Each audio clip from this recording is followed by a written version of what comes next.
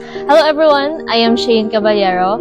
Bago po ako napadpad sa isang community at sa isang opportunity na talagang nakapagbago sa aking buhay, isa po akong estudyante from Cebu.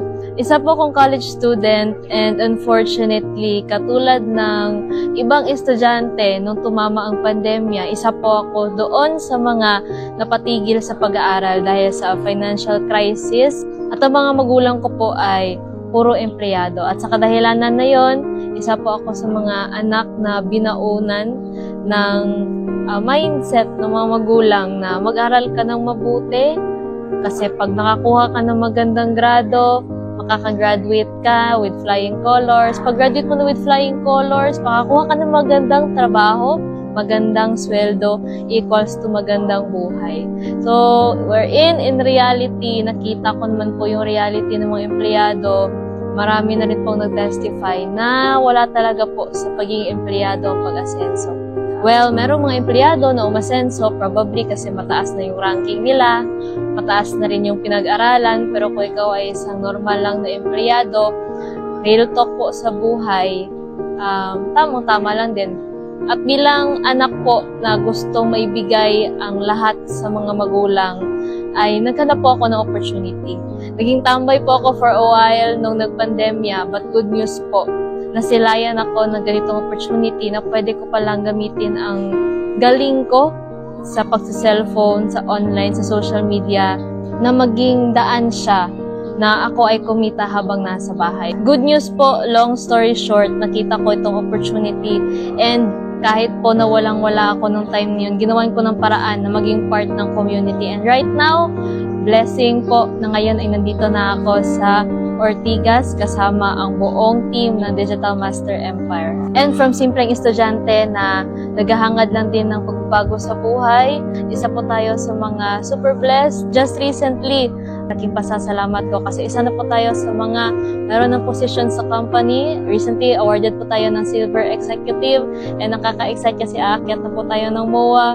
This is not possible without the help of the mentors, kaya walang may paglalagyan ang pagpapasalamat ko sa lahat na nag-guide sa akin rito, sa lahat ng mga nag-build, kasi hindi ako magiging ganito kung wala sila.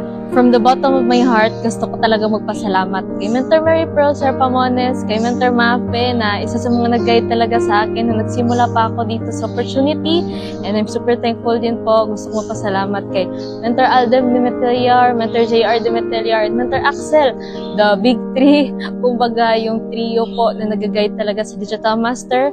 And I know na with this community, mas marami pa po ako matutulungang tao, mas madidevelop ko yung sarili ko, marami akong ma-learn para ako po ay maging deserving sa success na hinahangad ko. And most importantly, gusto ko magpasalamat sa aking mga magulang na walang sawang sumuporta. And sila yung rason bakit nagkaroon tayo ng mindset na kailangan mag-aral ng mabuti, maging achiever, etc. para sa magandang buhay. Pero thankfully, with this opportunity, isa rin po sila sa mga nag-fix ng mindset na aside sa pagiging empleyado, kailangan mo talagang magsikap to become an entrepreneur. And right now po, isa na rin sila sa mga ginagawa itong platform natin online kahit po part-time ay kumikita. Nakaka-excite po. Kasi dito sa ating community, tinatrato lahat ng mga members, hindi lang bilang business partners, kung hindi bilang pamilya rin po. Kaya we are not just a business, a helping business, but we are a family business. That's why with these achievements, hindi po ito naging posible ng sarili ko lang.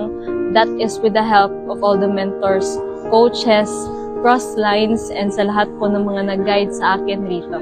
Kaya lubos kong pasasalamat, at kung ikaw nanonood ng video na to, magsisimula ka na soon, or hindi ka pa na-share ng opportunity, we welcome you. This is not just a business. This is your business, a family business.